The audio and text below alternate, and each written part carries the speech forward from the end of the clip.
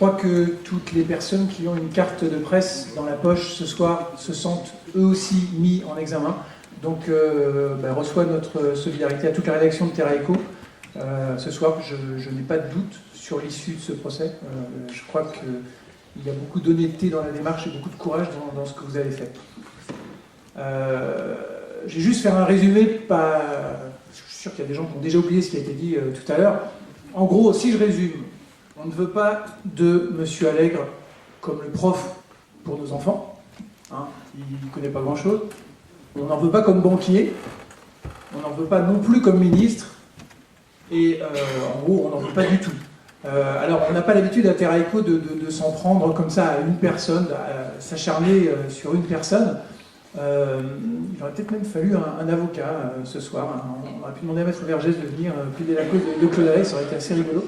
En revanche, à Terra Eco, on ne va pas dire qu'on s'acharne, mais on pointe un système qui, nous semble-t-il, n'existe plus. C'est le système dans lequel nous vivons.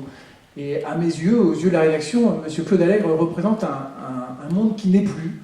M. Claude Allègre est un homme du passé. Alors pas eu égard à son âge, évidemment, je ne me permettrai pas, mais eu égard aux valeurs qu'il défend, celles d'un monde dans lequel, de façon indéfinie, de façon illimitée, on pourrait puiser comme ça dans la biodiversité, on pourrait puiser dans les ressources du climat, on pourrait puiser dans le capital humain, on pourrait puiser dans les économies, sans que ça change, et on pourrait continuer comme ça, ad vitam aeternam.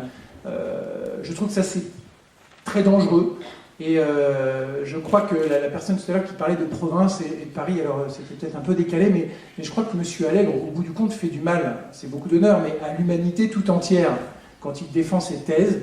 Je crois que, je ne vais pas dire qu'on est en danger, mais le système dans lequel on vit est un système du passé. Je crois qu'il va falloir changer. Le monde dans lequel on vit a même déjà changé, mais ce type de personne, M. Allègre, et d'autres avec lui, une partie de la classe politique, n'a pas conscience que ce monde a changé. Et je crois que c'est extrêmement dangereux de laisser ce type de discours se répandre comme ça. Juste pour une anecdote, on n'a pas osé le faire, hein, on manque peut-être de maturité journalistique, mais on avait prévu une une où on voyait le visage de M. Allègre bâillonné, et maintenant taisez-vous, c'était le titre de cette une. Alors on l'affichait sur le mur, elle n'est pas parue, peut-être qu'il aurait fallu. On n'a pas eu le courage qu'a eu Politis de publier cette chronique. C'est la première remarque que je voulais faire. La seconde remarque, c'est, vous avez vu, on a beaucoup accusé M. Allègre un peu de tous les maux, à juste titre. Maintenant, je crois qu'il faut aussi se tendre un miroir. Quand je dis se tendre un miroir, à nous la presse. M. Allègre utilise parfaitement les médias, mais pas tous les médias. Je crois qu'ici, il y a Guy Plenel à mes côtés, Denis Siffer. Je crois qu'on ne tend pas les micros, sans doute de la même façon. Alors, c'est un peu péremptoire de ma part, moi, jeune journaliste, de dire cela. Je crois que notre métier, la profession de journaliste, a aussi quelque chose à voir dans la réussite du phénomène Allègre. Monsieur Allègre ne s'est pas construit tout seul. Il a beaucoup de talent, mais je ne lui ferai pas cet honneur. Je crois qu'on l'a beaucoup aidé.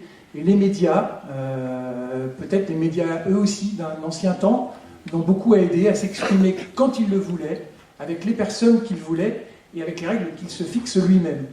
Juste pour une anecdote, on a essayé à Terra Eco d'organiser un débat avec Hervé Le Treut, je ne crois pas qu'il soit dans la salle, mais qui est un climatologue français, climatologue tout court, émérite. Hervé Le Treut, après beaucoup d'hésitation, avait accepté ce débat. Claude Allègre m'a répondu extrêmement gentiment que non, ce débat avait déjà été tenté, qu'il n'avait aucun sens, et que donner la parole au GIEC consistait finalement à renflouer un bateau qui était en train de couler. Et donc il a refusé ce débat, alors qu'à Terra Eco, notamment, on essaie de construire les choses de façon un peu plus positive que quand on rend un seul micro à une seule personne.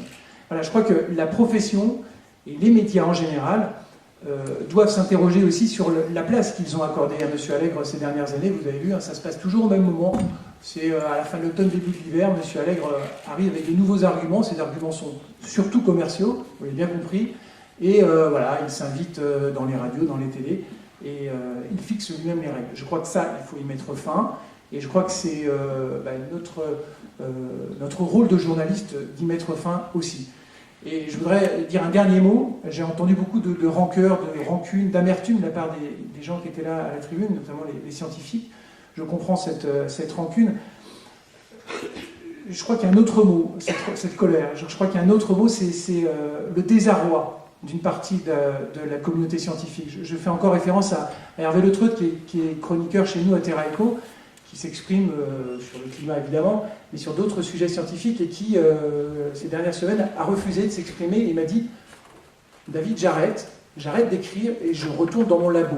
Je retourne à l'essentiel parce que je crois que moi, scientifique, je me suis égaré à venir vous voir, vous les journalistes, et finalement à vous transmettre un discours, j'espère qu'il ne parlait pas de nous, mais qui sera finalement défiguré, qui sera finalement caricaturé, et qui donnera l'inverse de l'effet que je souhaite produire en écrivant. » Et je crois que ça, c'est aussi le mal que nous fait Claude Allègre et d'autres, je ne le mets pas tout seul dans la ligne de mire, c'est que finalement, eh bien, il ne rend service ni à la communauté scientifique, ni à l'humanité tout entière, même si c'est beaucoup d'honneur que de lui faire en disant cela. Voilà, merci beaucoup.